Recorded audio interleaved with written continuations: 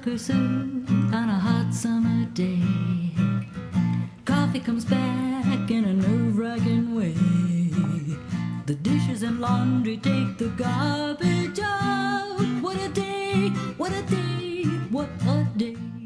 Well, welcome to Schenectady Today, in and around the Capital Region. We're so happy that you're joining us today. We've got a great lineup for you today. We're going to be talking about MySci and all the great events that are coming up there. We're going to be talking with Catholic Charities, and they are doing some big event to get volunteers. And then we're going to be talking with our favorite filmmaker, John Russell Kring, and we're going to be talking about the two projects he's working on. We have someone from Human Rights here, and the Girl Scouts are here, and so is Schenectady Tourism. So we've got a great lineup. We're going to start out right now. Next to me is Tara Burnham, and next to her is our favorite astrophysicist, Valerie Rapson. And we're going to be talking about what's going on. So why don't you start out and tell us? Sure. Well, we've got a lot of exciting things happening at MySci right now. It's the 20th anniversary of our Invention Convention, which is our annual student inventor competition. Yeah. It's so great. So kids from first grade through 8th grade can submit inventions, and out of thousands of submissions, we have the top 100 on display in the museum now. So on exhibit, you can go and see their prototypes of these inventions. And so that's, they could be anything. It could be anything, and usually it's something that solves a problem in their daily lives. So it's really fun to see what a grade schooler thinks is a major problem and the innovative things they come up with to solve them. What was the most interesting one? I was actually just on vacation, so I haven't had a chance to walk through yet. Maybe Valerie has maybe a favorite. Valerie has seen one. I think one of my favorite ones is this kid was sad that it was difficult to play with his toys with his baby sister around, so he developed this cool cage that the baby could play in to keep the baby away from his toys, and I just thought that was hilarious and adorable. Putting a baby in a cage. Kind of, yes. I mean, it was not a metal cage. It was a much nicer facility, but it was really funny. They used to be called playpens. Yes, right. I had one of those. Right. And then opening on Saturday is our new major summer exhibit called Brain, the World Inside Your Head. Can't wait to see that. And this is really exciting. As you know, Chris Hunter has done an amazing job selecting this exhibit. It uses virtual reality, special effects, and more than a dozen hands-on interactives. We've got photos too. I wonder if they could do. bring those up. Maybe We've you got could some tell us what we're photos. looking at there. And so it'll be really, really engaging and immersive. You'll be able to explore the inner workings of the brain, how the brain has evolved over time. Okay, that shows what. That is a replica of Phineas Gage, a man who was pierced through the head with a metal rod. So there's an interactive. Yeah, and then he lived for quite a while, didn't he?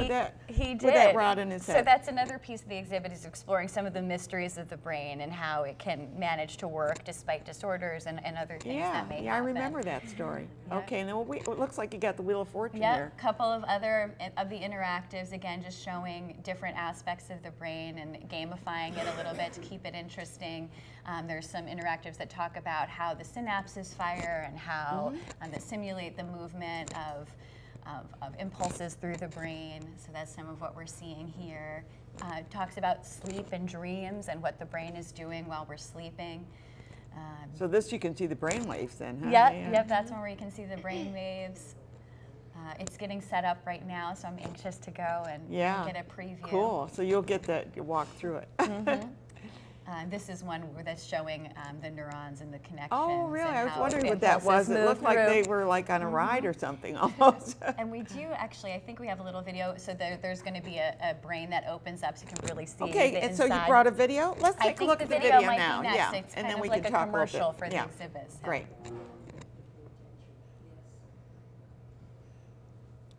And here it comes, we hope. Okay. So the brain exhibit is going to be up, there it is, okay.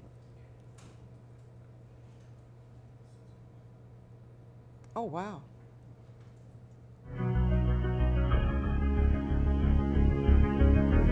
This came out of California, right? I think where they do the big exhibit. Right now it is in California on display, but it was actually originally at the Museum of Natural History. Oh, okay. So that was when it first How opened. lucky we are to get that here. And it was produced in collaboration with Pfizer. They're the major national sponsor, and the National Institutes of Health as well. Wonderful. So This is amazing. yeah, it's really going to be spectacular. So it'll be open this Saturday through the beginning of September, through September 3rd. access to this exhibit, as with all of our exhibits, is included in My Size General Admission and members. The only thing you have to pay extra for is you go to the Queen Hearing. That's right. Yeah. So you can get to see all of these great exhibits. And this isn't the only exhibit you have there. This is not the only exhibit, and then we will also all summer long be presenting our summer STEM classes. So we have classes for first grade through 8th grade, and when the students come and participate in those week-long classes, they will have the opportunity to explore the exhibits throughout the course of the week as well. So registration is open for that right now too. And of course, we were also talking about the light.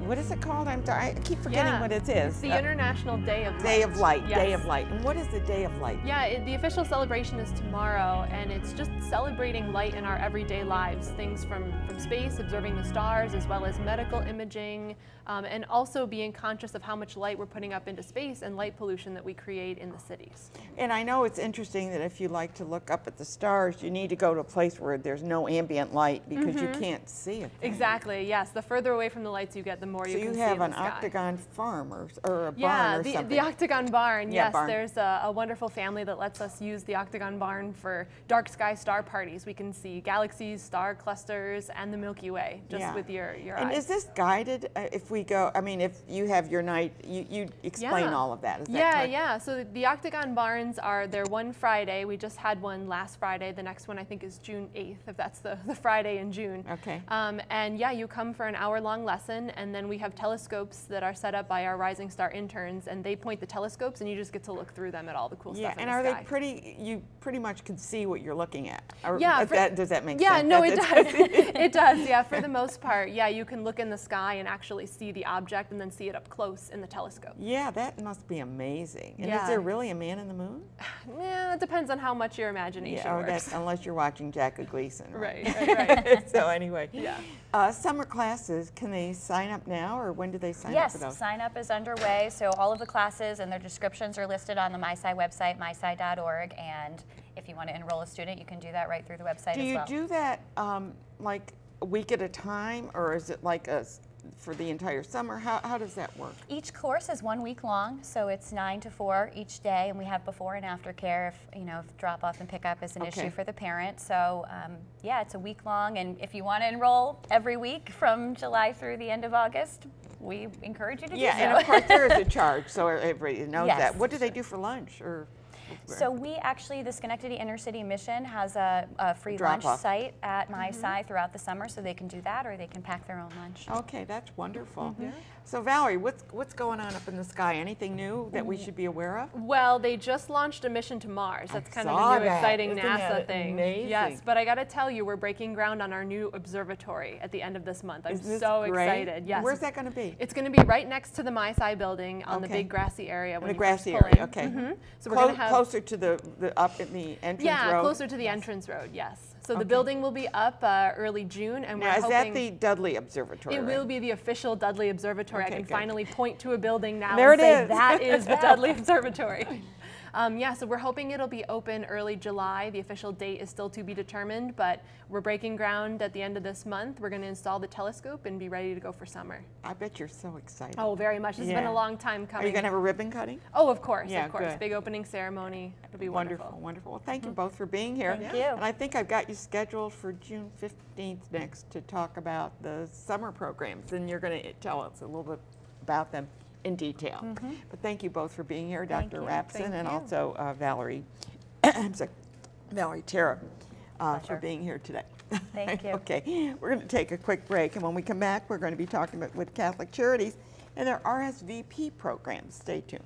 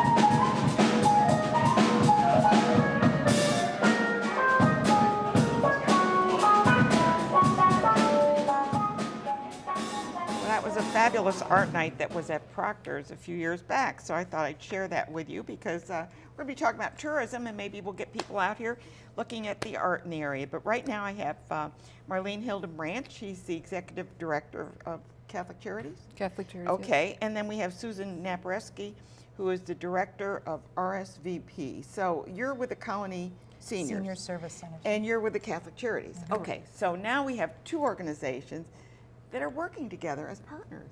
So Correct. Tell us a little bit about that, Susan. Well, we are a sponsor for the Retired and Senior Volunteer Program of the Capital Region. That's RSVP. Correct. Okay. And one of our stations or organizations we work with is Catholic Charities of Schenectady with Marlene. And we assist the organizations with recruiting volunteers for their community needs.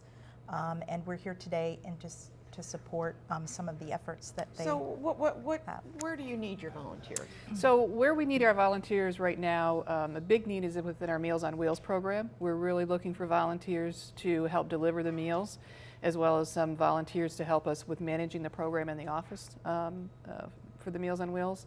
And we also need volunteers for our transportation program. We do like bringing people to doctor's appointments or various other errands that other types of transportation won't meet.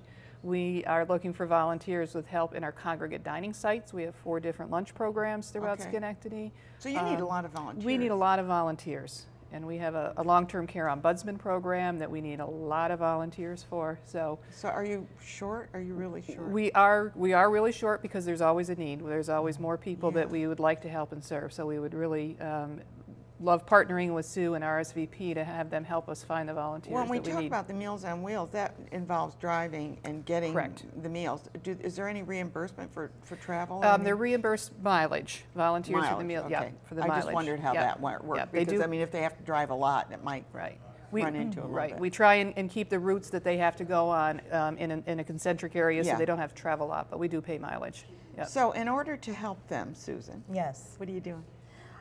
Well, we publicize the organizations that we work with, and we also are doing a big event on June 27th, which will be at the Hearst Media Center from 10 to 1. It's a volunteer opportunity fair. And where is the Hearst Media Center? It's actually the Old Times Union Building at the end of Albany Shaker Road. Last year we had about 225 community seniors come through. It's one-stop, 225. Well, that's pretty good. From throughout the area. Yeah.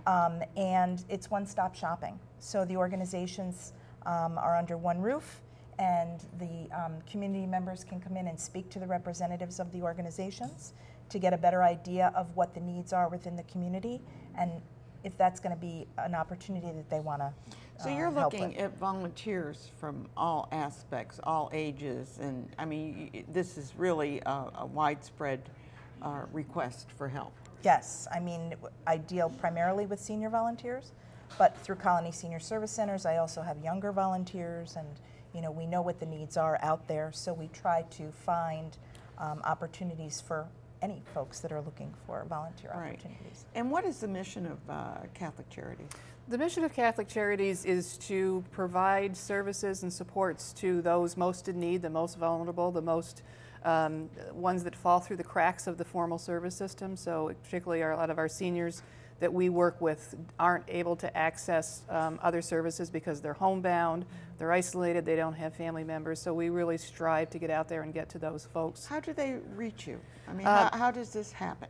A lot of times the family members will call and refer their family members that they know are in need. A lot of times the seniors will call themselves. Sometimes they will call the the Schenectady County Office for the Aging or their New York Connects program to get information on where they can go for help. Doctors' offices call us. Neighbors call us. We frequently get calls of people that are concerned about their neighbors. They notice their neighbor is not getting out or something. Right. Parishes, we get referrals through parishes. I mean, they come from all different sources. Yep. So this is how you get your clients. Correct. But your volunteers are going to come through Colony Seniors. We try and use, again, similar to what Sue does, on lots of different resources for recruiting volunteers. We use RSVP. We do cover other counties, so we use several different RSVP programs. Oh, you cover more than one county? Yes, and we also do through the parishes. We do a lot of outreach through the parishes, newspaper articles. We do our own volunteer fairs with Local Office for the Aging.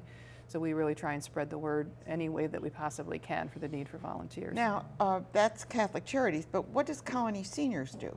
What are your programs, or do you have any programs? We do have programs, and we, with RSVP, it expands our reach into Albany, Rensselaer, and Schenectady counties. But we provide transportation, we also provide meals, we provide adult day services. We have an umbrella program to help seniors stay in their homes for as long as possible. Well, what is an umbrella program? An umbrella program is, we have handymen and women that go out, they're pre-screened into the homes and help people with yard work, painting, whatever they need done in order for them to be able to live in their homes for longer periods of time. And it's important, I think, for people to be in their own familiar settings. Yes, definitely. Rather than in a, I mean, I don't want to say institutionalized, but into a strange environment for them. Right. And I can see where that would really impact their daily living, because everything's changed. And so many times, you know, they may have cognitive problems, and they just don't want to have to deal with new changes. Right. Yeah. Do you have bus services or we do. We have transportation services that will transport people primarily within the town of Colony, but out to the outlying areas for doctor's appointments and other types of appointments that they need to get to. Okay, and how do they register with the Colony Seniors? They would contact us through our website, www.colonyseniors.org. Okay. Or they can call and there it is. the We got it Beltran up on the Living screen. Center and get information. We can send them a packet to fill out for transportation services and provide them with information that they need, and also a listing with the organizations that participate with RSVP if they're looking for volunteer opportunities. Now, as with the Catholic Charities, they do the Meals on Wheels. Do you have any programs similar to that? We have congregate dining sites. Okay. So we have 6 congregate dining sites throughout the 3 areas. And is that daily, or like I know in Schenectady it's only twice a week? They vary, but at Beltran we have them every day, and then some of the other sites are maybe 2 days a week or 1 day a week. Yeah. Okay. So if anyone is interested in volunteering, this is what we're talking about today, is the RSVP program. They need to go on, is June 27th, and that's going to be at the Hearst Media Center. Correct. And from 10 to 1, and they just show up? They just show up. And are they vetted? They can fill out an information there. We will have a separate RSVP table, and then they can come in and just go around and talk to the direct representatives there. And do an interview that way. That's correct. Okay, good. So if you'd like to volunteer, and you know, maybe you're looking for something to do, this is perfect. And how many, what is the obligation? Is like 1 day a week, 2 days a week, every day, or what? We will work with whatever people are available. So particularly for the Meals on Wheels program, 1 day a week is great, and then we patch together different volunteers to cover the entire week. If somebody is available a few hours a week and they want to work within the office as opposed to delivering meals, so we will usually try and find to meet the need that the volunteer has for whatever period of time. So you try and match everybody. Right, exactly. So if you want to volunteer, you know where to go to their website, check it out, and go to the volunteer RSVP Volunteer Fair. And we've been talking with representatives from the Catholic Charities and Colony Seniors, and they're both great groups trying to help the seniors. We're going to take a quick break, and when we come back, we're going to be talking with our favorite filmmaker. John Russell Kring is here. Stay tuned.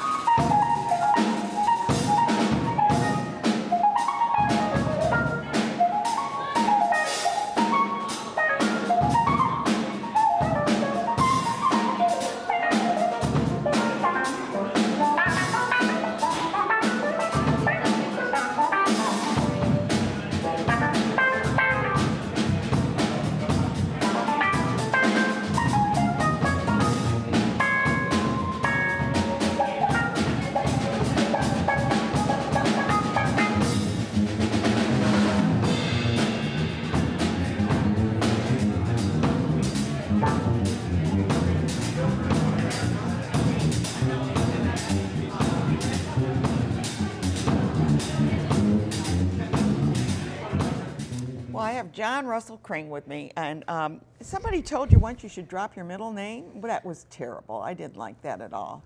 I think that they were just kind of joking around. You think they were kidding? I was there, and they said, "We heard you." Well, it's like Francis Ford Coppola. I like that. And, you know, yeah, exactly. Yeah, and they said, "Well, you should." Well, my dad is Jonathan Kring, so you know that. So you don't want to get mixed up with your dad. I love my father. I'd be happy to be mixed up. Are you trying to start trouble? And I love to start trouble with his family. So I know you're always busy, and you always have a project. I always have a project. I book the show knowing that there'll be something happening, even though I have no idea what it'll be. Now, right now, you're working on a documentary with Mary Paley, right? Yes, Mary Paley from The Neighborhood That Disappeared. Yeah, and they did that with the Italian museum. Right. Well, that was about the 96 acres that was seized of Empire State Plaza. That was an amazing.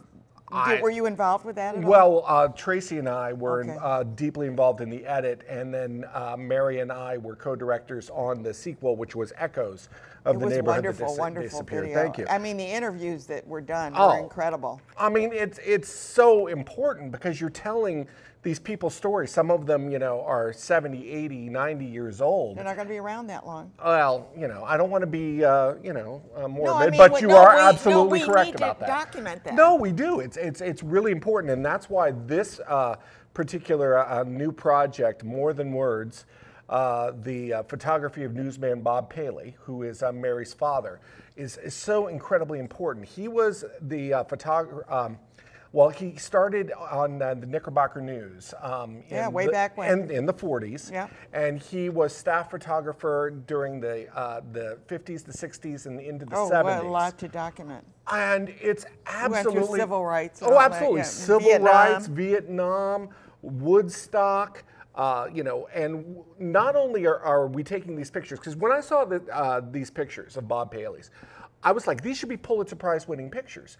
But when you see them in the newspaper, because of the way that they're kind of grainy and stuff. Exactly. Yeah, you don't really get how amazing this guy was.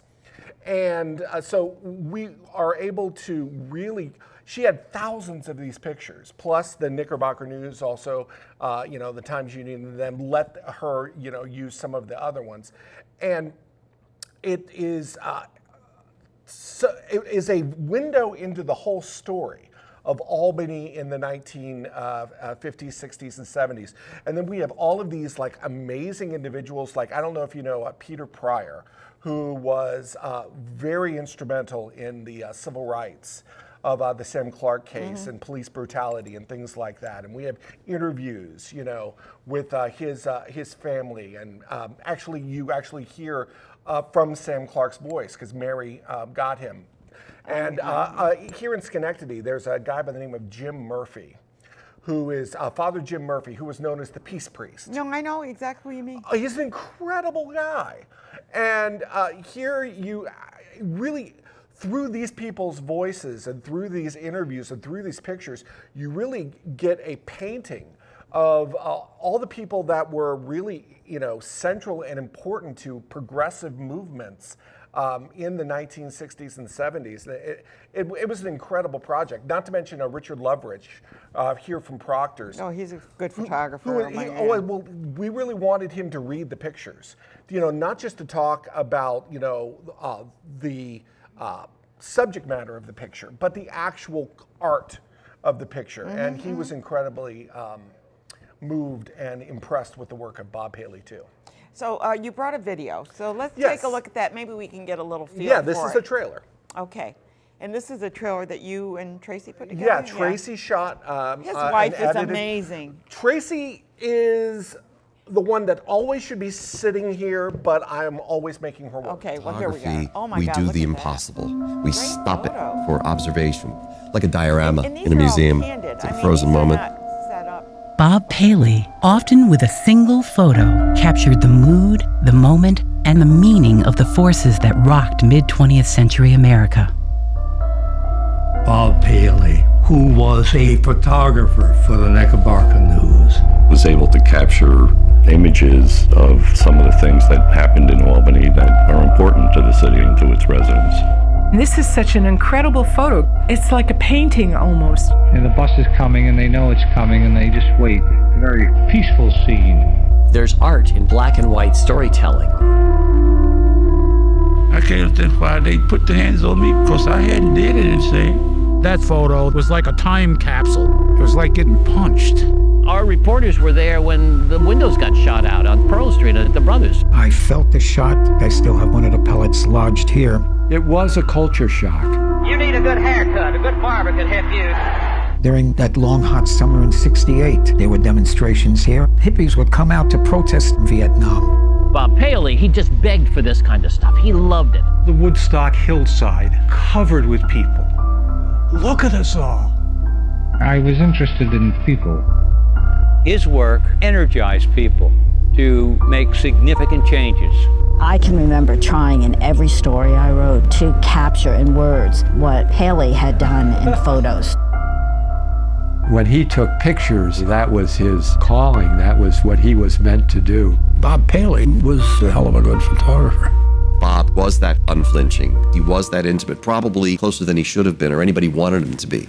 But now we have that picture. Bob's mission, I think, rather than the 1,000 words, his picture should be able to tell this story.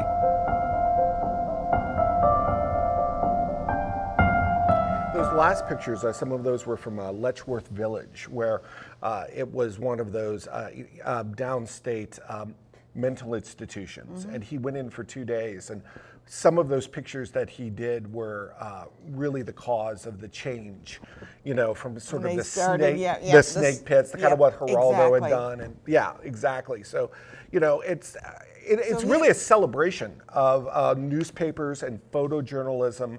And you really get sort of a beautiful, you know, vision, not of just this photography, but of that time. Now, so when is this going to be finished, do you think? Well, we're in the process of doing the final, sort of the sound edit and that type of thing, and we're going around and, you know, talking to some people about sponsors and WMHT, and we're hoping sometime in mid-June, you know, we'll have it done, and then after that, you know, it doesn't do any good if people don't see it. So we got to find a way to get it out there, man. You got to get it out there, just like you've done with your other films. I do. You've been to a couple of my premieres. I tell you, I like Little by Peep. That was I always go back to that. You always go by to Little by Peep. That was such a good one. That's kind of a weird one, Darcy. just like you. Oh yeah, Darcy was. Darcy was incredible. Well, that was a great project. Yeah, that was a great project, and I have got a new one. Got a new feature that I'm in pre-production on. And you know what that means is I'm working on casting and looking for locations and looking for money. Union? Anybody got money? All right. Anyway. This Perfect Union. This Perfect Union. Yes. What's it about? It's got a bottle. What is it? Well, do we have the picture there because I'm trying to figure out what I was looking at with that. Okay. Well, yeah. Well, basically, what you have there, that's a wedding dress, and that's a cell phone, and it's a cell phone. Burning into the wedding dress, and that is a nuclear bomb. So that doesn't really tell you anything, does it? No, it doesn't. But it intrigues you. There's some guy in the bottom corner, though. I know. Hi, hey, there he is. This Perfect Union is it's a film about sort of the divide in this country. Imagine, if you will, it's the night before a wedding, and she's from the South and he's from the North. So all of her Southern family and all his Northern friends and they're all together. So you got, you know, liberal and conservative, you know, redneck and blue collar and white collar and gay and straight. And all these people are together the night before a wedding. What a wedding. That's gotta be. And there is a cyber attack that happens all across the country. And how do they all react? And what that does is that brings out everybody's prejudices, their fears, their feelings, their paranoia. You know, even to the point where the electrical grid is, and it's really, I call it science fact. Atlanta just experienced a huge cyber attack. And what happened in Hawaii with, you know, where they thought the missiles were coming. Yeah, I know. You know, this is becoming false alarm. Right, but this is becoming like the new reality. Where we're not sure exactly where we stand. You know, so once we don't know where we stand, you know, with each other, and it doesn't take very much to shake us. And that's really what this film is about. So it's, well, you know, sci-fi paranoia. I can't wait to see that. Too, yeah, well, I can't wait to make it. And who wrote the script? Tracy and I did. Oh my Tracy God. and I, we are a amazing. team, baby. Yeah, I and know. our dogs. And your dog. And my woof, dogs. Woof. Yes, exactly. Good. Well, it looks like our guest came in, so we're going to take a quick break, and then we're going to talk about human rights. And you've been talking about all kinds of rights, so. I believe in human rights. Yes. Absolutely. And animal rights, and pet rights, and plant rights. I believe in all rights. Rights for everyone. Go on, get off the set. Okay, I will. All right, sounds good. We're going to take a quick break, and then we're going to be speaking to Ange Juarez. Stay tuned.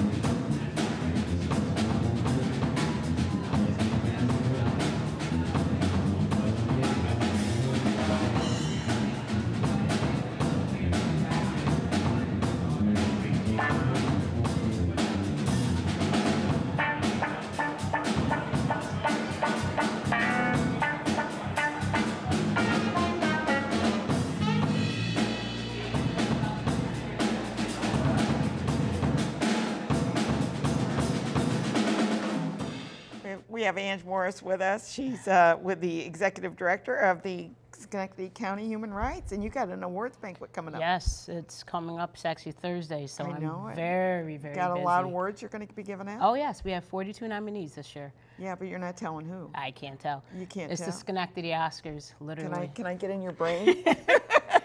So I've coined it for the last 6 years, the Schenectady Oscars, yeah. And the community has treated it as such, you know. And what are some of the awards that are given out? Because it's an incredible community event. You bring so many from the community together. The place is packed always. Yes. And that's at the Glenn Sanders? It's at the Glenn Sanders, yeah.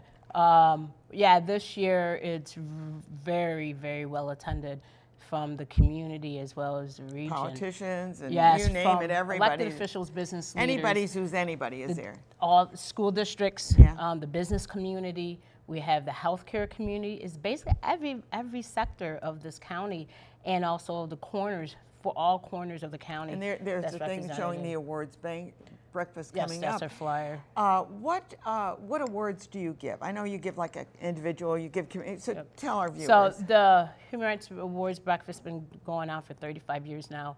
It's grown in the last 6 years, but mainly last year was our biggest attendance at 340. It doesn't hold much more than that. No, actually this year it's going over that number.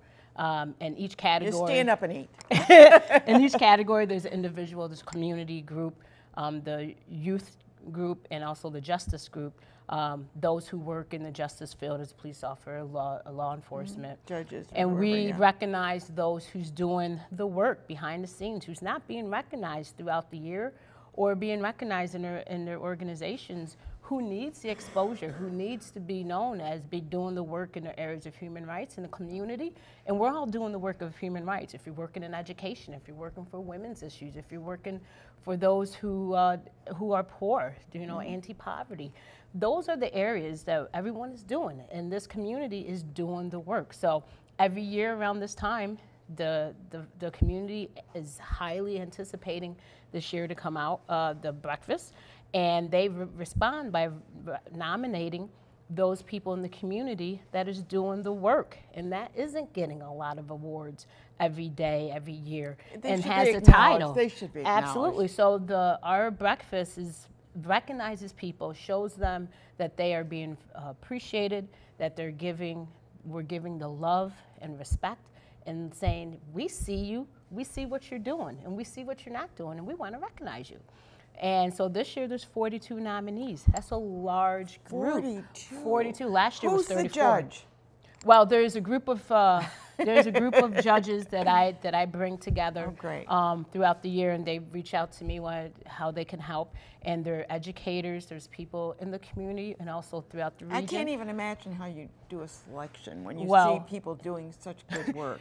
It is difficult because the judges has a system, there's a formula, and then they go through the process and the points. So many points for this. And then they bring it back to me, and I have to make the final decision on if there's a tie or something. And for the last 4 years, since there's been ties and there's been a large response, it's fun. It's making people know that their work is being appreciated. Where do you see the biggest need?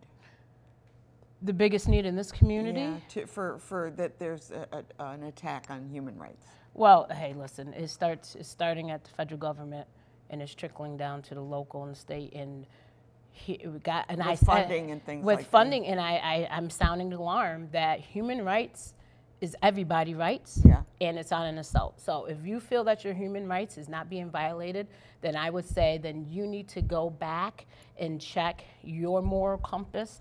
You need to do the work that some people's doing and saying, wait, listen, we can't stand for what is going on. If you feel your human rights is not being violated, then you need to talk to your mother, to your sister, because women's rights are being violated. Women's rights have never been under such reproduction attack. rights is on attack. If you feel that your children is going to school and is not getting the proper education because of school funding, their human rights are being violated because education is the 21st century human right issue. That was the one equalizer that was public education, was the equalizer. And when you start, I'm sorry, we have a person in charge of the education who believes that we should just do all privatization and stuff. That isn't what public education was meant for. It was meant for everybody, not only a select few. That's right. So I say to people, if you don't like what is going on in your community or in your local city council, state, house, and into the federal government, then you have an obligation. A civil right and a human right is to vote. There's a lot of trailblazers, and we honored this great man, Martin Luther King, in January. He fought. Not only he fought, but there was Rosa Parks, and there was other trailblazers of civil rights. That's fought for the 1964 and the suffragette, Act. Absolutely, I mean, everything. For voting. And people don't want to do their due diligence and to vote. Voting is very important. If you don't vote, then you don't bring change. No, you don't bring change. And if you don't vote, it's a vote. And it's a vote. And we don't want to rehash You're 2016. absolutely right. Not voting is a vote. Is a vote. And we don't want to rehash 2016. We move forward to 2018. But these are the things that I talk to people about. If you feel that your human rights are being violated, then you have an obligation to speak up, stand up, or shut up, because we can't no longer sit on. You no longer can sit on the sidelines. We must get off the bench of life, get off the bench of a game, and get into the game and play as a team player. It may not be help comfortable, everybody but out. it's going to be effective if we all work together, right? That's right. Yeah. That's right. So the breakfast demonstrates the folks who's doing the work in the community, who's talking about human rights, who's standing up for human rights. Even youth who's doing the work in their high schools, who's doing the work in their middle schools. These are the new. This is the new generation. And we got the Girl Scouts coming up next, and we'll find out what they're what they're doing. And that's great that the Girl Scouts is doing well and doing the work that they're doing in the community, because it's all about leaving a legacy and leaving not only legacy but being role models and mentors for the next generation, because that's what the group is doing. You're doing a great job, hon. Thank you. I just love what you're doing. Thank you. I really do. And well, thank you for doing what you're you've so done. Dedicated. Oh, thank you. And you keep doing the work that you're doing too, because public media is also a venue. Yeah, we're not censored. We're not censored. We don't have an advertiser saying you can't talk about that. Yeah. Well, it's all about information, education, awareness, and you're doing the work and too within the areas of human rights, social justice. We're going to take a quick break, and when we come back, we're going to be talking about summer camp for Girl Scouts and what they're doing besides that. Stay tuned.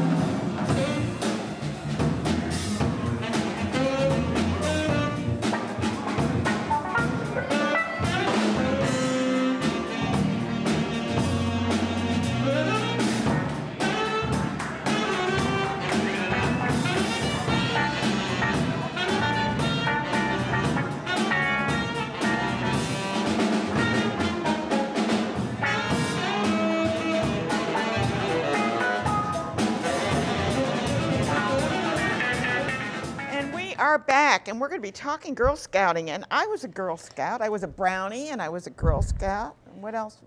Is there anything else I missed? Sure. Well, Brownies and Junior Scouts and Cadets and seniors and ambassadors. And okay, well, I missed a few of those. That's okay. Anyway. That's okay.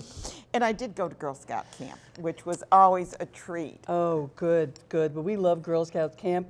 And Ann, I'm going to take just a little detour. Today is Girl Scout Pride Day in the United States. Oh, I didn't know that. And every Girl Scout today, or who's been a Girl Scout, encouraged to bring her vest or her sash, wear it to school. Or her scarf. Or her scarf or her pin, so in celebration of Girl Scouts. But anyway. Yeah, so I didn't do mine, I'm sorry. That's okay. But camp, is been, the outdoor experience has been one of our leading programs for 100 years. And you have a lot of camps. I mean, you have a variety of play areas to go to. We absolutely do. We have day camps, and these are camps that girls will go in the morning and come home. That's what I went to, was a day camp, yeah. Those are great camps. We have 3, one in the East Greenbush area, Shota, one in western Saratoga, Galway, which is Woodhaven, and a smaller camp up in Queensbury, which is Meadowbrook. And those camps actually do offer one night, overnight. A lot of the girls who go to those camps are younger, and so they've never had a chance to be away from home, from mom and dad, and so it's a really nice, safe environment to try that first time sleepaway. And I know at a couple of the camps, believe it or not, we have Conestoga wagons, and the girls love sleeping in the Conestoga wagons when they spend the night overnight. Yeah. It is very cool. So what do the kids do at the camp? I mean, I remember when I was, I don't even remember, we looked for flowers. I don't know what we did, but I had a good time. Whatever I did, I had a great time, but I don't remember other than I had to bring my own water with ice in it. So. Okay, well, and kids, the day camps, the girls actually do bring lunch. The overnight sleepaway camp's a little bit different situation, but what do you do at camp? Probably a lot of the same things you used to do. Swimming, hiking, you may have had campfires with s'mores, but we've taken it a step up for girls who are interested. We do things like caving. Usually older girls go into caves, and particularly with the Adirondack Park. Aren't those spelunkers? Yes, spelunkers. And then we've got the, the water kind of, with sailing and kayaking and canoeing. So there's a lake then. Yeah. There wasn't a lake where I was, so I remember that. We've got 2 lakes that we have our sleepaway camps at. Programs around theater, believe it or not. Part of that entails going to Broadway for on a kind of a day trip to see a show. But part of the theater programming, STEM. We do a lot of STEM-related programming. We partner with Global Foundries at Woodhaven for 2 weeks, and girls kind of explore. Oh, I'm so glad to hear that. Yeah, well, it's exciting. I think with STEM and girls looking to get exposed to the science and the engineering, technology, and math. I was a math and science major, and there were so few women that were in math and science at the time. And it's still a challenge, I think, and that's why we are so committed to bringing STEM to girls and getting girls comfortable. Too often, in school, girls are still feeling reluctant to raise their hand, and we're really trying to encourage more girls in that direction. Well, it's interesting that girls, I think, tend to want to not show that they're smart. I don't know why, but they tend to kind of not want to show their smartness. Why is that? And I wish I could answer in terms of having the science or the studies behind that. I know at Girl Scouts, though, every girl, we need them to want to be smart and show that and have every role. And so Girl Scouts really gives that opportunity for a girl to try all the different roles. And truthfully, we provide a safe place where girls can also, believe it or not, fail. They can fall down and learn that, you can get back up again, and that helps to build resilience when girls grow. Resilience, and also it teaches every time, it's what doesn't kill you makes you stronger. Absolutely. I kind of am a firm believer in that. But, the summer camps demonstrate that for girls too, and for girls, if you can imagine learning, because how do you use a compass? And teaching girls and learning something new helps a girl develop that self-confidence that, we want girls to grow up to have as young women. For older girls, doing something like primitive campaways. They get into a canoe with their backpacks, they're gone for a few days, setting up tents, building fires, and cooking. Well, that was sort of what the guys did, see? But Girl Scouts now the women are doing it too. Absolutely. And I like what's going on, because you're seeing women excel in sports. When I was in school, it was like there weren't any sports for women, But there were so many things that changed that, as we saw women And we give go to the girls, next level. We give girls every opportunity. We have a little saying, you know, you can't be what you can't see. And so we try to show girls as much as we can to show what the possibilities are. So whether it's, you know, through a regular troop program or camp. And by the way, you don't have to be a Girl Scout to go to Girl Scout camp. So we would love girls, that's any really girl nice to know. who would like to go to camp, you know, please think of Girl Scout camps, because we've got some great... It's a camp. It's a camp. We've got some great programs. And frankly, at the end of the day, you're going to have the most fun ever this summer at a Girl Scout Now, camp. how would they register? Because I'm looking here, and you do have a website, and there is a phone number. I think I put the phone number up on the screen when I typed that in. And you are on Twitter and Instagram. So. Absolutely. So they can reach out, call us, check our website, and if you're interested in camp information, we've got people who'll be happy to talk with you and talk to you all about it. Our day programs, we also offer before and after care for working parents. Oh, good. For a very modest fee. Our camps also, the fee for camps include transportation for those who need transportation from designated stops, for buses. So we try to make this convenient for families. As easy as possible for the kids to do that. I think that as long as they know that if you can go to my Facebook page, and I will have all this information on the Facebook page. Wonderful. It's also on my website, so all this information is there. Yes. If you don't know, if you forget and you didn't write it down, you can go to my website or else to Facebook. Yes, and Girl Scouts, NEY.org Yep, is us. and we've put that up there Wonderful. a few times. I was watching. But it's a great way for girls to spend their summers, and they meet new people too. They do meet new people, and you know that helps a girl develop some social skills, particularly if she's not going to camp with a lot of friends. It's a chance to meet new people and try to encourage that, and kind of push the boundaries a little bit for them. Well, and it's important to meet new people because they see you differently than your friends do. Well, it is, and it's a chance maybe to show yourself a little differently. Exactly, that's what I mean. Yeah. It's like your friends know who you are, but when you go there, you have a new persona, so to speak. Absolutely, absolutely, and I think that's what girls enjoy about that in our camps. Our sleepaway camps are just, in terms of for girls going away for the first time, for many of them, in learning, we get a lot of repeat girls, interestingly, I think. Well, that's a testament to the success of that program. It is. We try to keep it affordable for families, and again, it's just a really fun summer for girls. We've been doing it for a long time, and expect we'll keep doing it for a very, very long time. We're speaking with Mary Bazuski, and she's the CEO of the Girl Scouts of Northeastern New York. I'm glad you're there. Thank you. Sounds like you're doing a good job. Having fun doing it, I have to tell you. It is, I'm there because of the mission. It's just so important. Yeah, it means something. Yeah. It does to me, yes. Well, we're going to take a quick break, and when we come back, we're going to talk about Schenectady County tourism. I mean, maybe they'll be touring your camps. Who knows? Thank you, Ann. Stay tuned. Okay, great.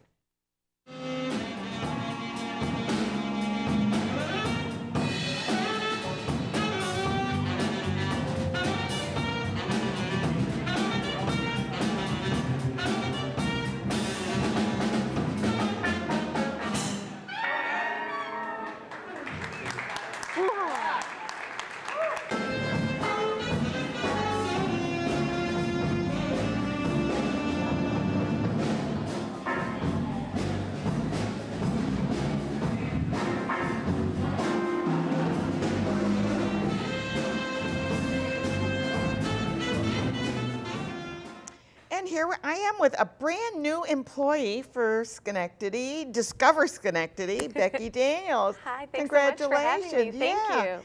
What an exciting job you have. It really is. I was quoted not long ago that it's the dream job I never knew existed until I found it, and that's absolutely the truth. I was born and raised here in the city of Schenectady. Oh, and, so yeah, you know the city, yeah. And I loved your video at the Aperitivo. Thank you. Yeah, that was cool. Oh, that was really neat. And you got to eat some good stuff. We should eat, drink, and sometimes my mom will ask me, do you do real work? Is that really your job? But we're having a great time, and that's just one of a series of videos I know that's going to be great. I love the name Schenectady. Schenectady Eats, yeah. Once you get the hang of it, you've got it, though. Yeah. And so, how do you see your position in creating an interest in tourism for our area, because we've got a fabulous area. We've got our historic, we've got the culture, we've got everything. And I really see, just to your point, we have so many things. We've got family fun, we've got arts and culture, entertainment, world-class theater, we have a beautiful new casino, the history, the Stockade Historic District. And I really see my position. And the river. And the river. And we're really at the forefront of developing our waterfront, I know, the harbor, which is so exciting. And there'll be a ton of really fun events. They just announced the Harbor Jam concert series I saw that, yeah. coming. I just entered those all in my free events. So yeah, and that, 8 weeks of free concerts on Saturday nights on the water, what could really be better than that? I mean, we have free events for different nights, but Saturdays are pretty dry as far as free events. Definitely, and when you think about what else will be there with Druthers coming online soon and the wine bar, Shaker and Vine, there'll be places to go right after that, and hopefully, really spread those crowds out and experiencing all that. I know, it's just what's happening in the harbor is just amazing. It's beautiful. And the fact that they're encouraging boats with boat slips to come in and moor and get out and do something. And how awesome if you have a boat to be able to come, dock, have a bite to eat, grab a drink, and then go on your way. I mean, it's just a really, and with the trolley starting very soon too, you can even get further into downtown and experience a especially little bit with the theater. Absolutely. And we have, Proctor's has something going on all the time. It just seems that way anyway, because they've got so many venues. Like right now we're in the Addy Theater, which they use for films and they use it for theater, and then we have the main stage, and we have the GE Theater, and we have the Fenimore, and we have the Underground. I mean, it's just so many places. And this space here in the Addy is really cool. I loved I came to my first movie here a couple weeks ago with Tara, actually, one of your earlier guests, and just to have this nice intimate space to I came here to see Death of Stalin, which was wonderful. Oh, wonderful. Yeah. So there are so many different things, and really my job is to bring all of those things together in one place. So a big reason I wanted to come. So you're kind of looking at a package maybe for people that are thinking of well, like would this be like conventions that you'd have a package for them and say, look, this is what we have available? Absolutely. We brought in a sales associate, Jason Homan, who started in January, and that's really his focus, is the convention and conference business. So he's hitting the pavement hard. And there's more and more of that coming into the area. Lots. And what really sets Schenectady apart there is we've got all of these really great, unique experiences. So we have the space to do these meetings and events now in a way that we didn't previously have. We have more hotel rooms online. We have an event center at the casino. The Schenectady Armory has a lovely, huge spot to accommodate lots of people. Ray Legera's done a beautiful job there. And we've got the space, but we also have, to your point, the history. We've got walking tours through the Stockade. We have an aquarium. The aquarium and the Erie Canal. Yeah. We just hosted a couple weeks ago, the New York State Tourism Industry Association actually chose Schenectady to host their Empire State Tourism Conference. Isn't that wonderful? And that was really exciting.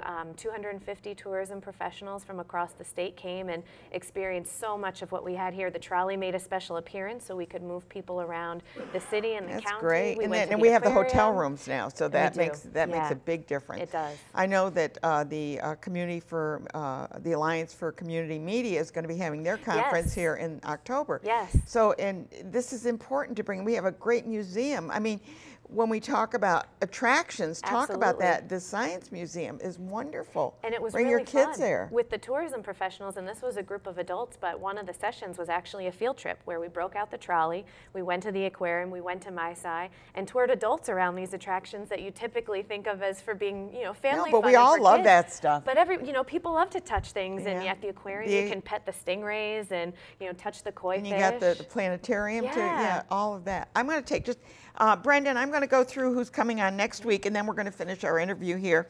We have Change Your Mind Day. That sounds interesting, doesn't it? Change Your Mind Day.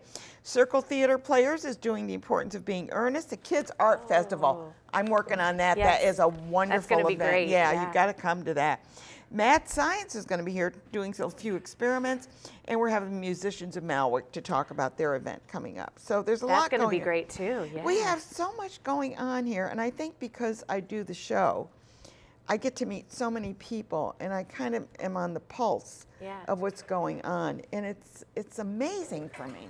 It's overwhelming sometimes. I grew up here too. So. Yeah. And that's what's so fun. And so I wanted to definitely make sure I let you know about our website, discoverschenectady.com. Yep. And we put that up on the screen. We just launched. It's brand new. We launched at the end of March, and that's another great place like you know, to get the pulse of what's going on here and have a one-stop shop for everything that's happening. You can plan a visit. There's a way to kind of mark restaurants, places you want to visit, and it'll save your itinerary for you. We've got blog posts. We have a newsletter that's starting next month. Is that where you're going to post your Schenectady Eats? Yes. Okay, yep. good. Because I saw it on Facebook. Yeah, and all of our social media too. We'll definitely. Yeah, and when I try and cross-post it on my Schenectady Today page as well, on Facebook as well, to kind of let people know what's going on. It's interesting that my college reunion, I went to the Albany College of Pharmacy and Health Sciences, is having one of their events is going to be at the casino. That's wonderful. For our reunion weekend. And there's so much to do there. I mean, there's gambling certainly, but there's there's more. There's music. You go to Van Slyke's and you've got great music and the patio at the landing is beautiful. And actually, it was funny. For Mother's Day, we decided to go there first, even before going inside for dinner, because you have this lovely place to sit outside. Absolutely. And it feels a little bit like you're on vacation. Exactly. Yeah. So we do have a lot of attractions in the area. And I love what they've done now with Erie Boulevard. Now that they've got the divider, it looks really nice. But for a while there, I didn't think they were ever going to finish it. The construction did feel like a long time. Our biggest construction going on now, which will impact your tourism, is the train station. Yes, I actually just took the train in and out of Schenectady to New York City this last weekend, so I got kind of up close and personal, and the progress they're making on that is wonderful. Well, you can see it now. It's going up. The structure kitty is in corner place. from Burger King. Yeah, and they've managed to do a really great job in the interim of still keeping things smooth. It was great getting on and off. I think they no said problem. for a while we may have to go to Rensselaer, but really? just a short period of time to get for As something that they had to do. But that's going to be. I was here actually at Proctor's when the governor came and announced the plans last year, and yeah, that's going to be wonderful. Yeah, I think it's important that we have to have an egress and ingress into our community.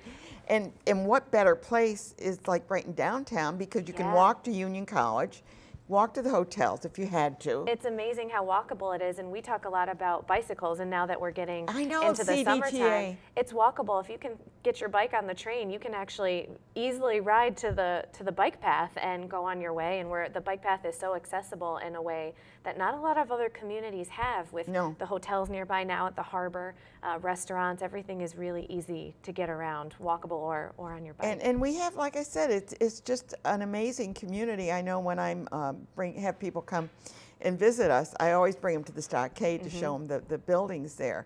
And also, there's just so much, and to just drive around and see the different areas of our community, Especially, our little Italy area. Yeah, and for people who haven't been here in a long time, my parents celebrated a wedding anniversary last year, and a bunch of family came in to celebrate who hadn't been here in probably over a decade. Yeah. And they came the weekend of summer night. Oh my God. And so they were here that Friday to see all of this, all the fun and the stage set up and all of the businesses and restaurants, and they stayed in the stockade actually. And at the end of the weekend, everyone was so thankful for having the opportunity to come back, because they were just blown away. Well, by and that's like how with the great Kids it Art is. Festival. We expect probably 4,000 people coming to that, and we're having 2 stages and everything.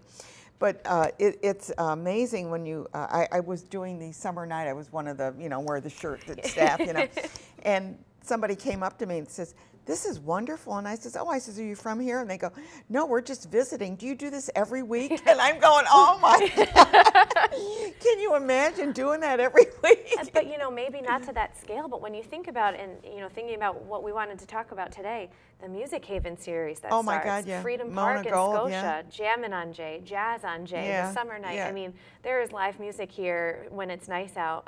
Center Street Pub and some of the other, Firestone 151, these places have live music all the time. So it might not be 25,000 people in downtown, but there's always an something opportunity. going on. Yes, so come on down.